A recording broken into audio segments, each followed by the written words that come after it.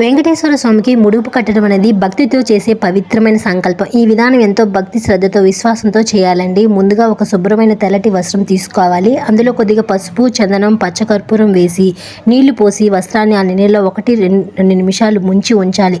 తర్వాత ఆ వస్త్రాన్ని తీసి నేరుగా ఎండలో కాకుండా నీళ్ళలో ఆరబెట్టుకోవాలని. ఇది శుభ్రతకి సూచకంగా ఉంటుంది. తర్వాత మనం స్నానం చేసుకుని కుంకుమ పెట్టుకొని పూజ ప్రారంభించాలి. ఆ వస్త్రంలో ముందుగా కుంకుమ, తర్వాత అక్షింతలు, తులసి దళాలు, 7 యాలకులు, 7 ఎండు ఖర్జూరాలు వేసుకొని ఇవన్నీ వేసుకున్న తర్వాత ఇవన్నీ శుభప్రదమైనవి. అనంతరం మన స్తోమతకు తగ్గట్టు దక్షిణ కూడా వేసుకోవాలి. ఇప్పుడు ముడుపును చేత్తో పట్టుకొని మనం కోరుకున్న కోరికను ముందుగా మనస్ఫూర్తిగా చెప్పుకోవాలి.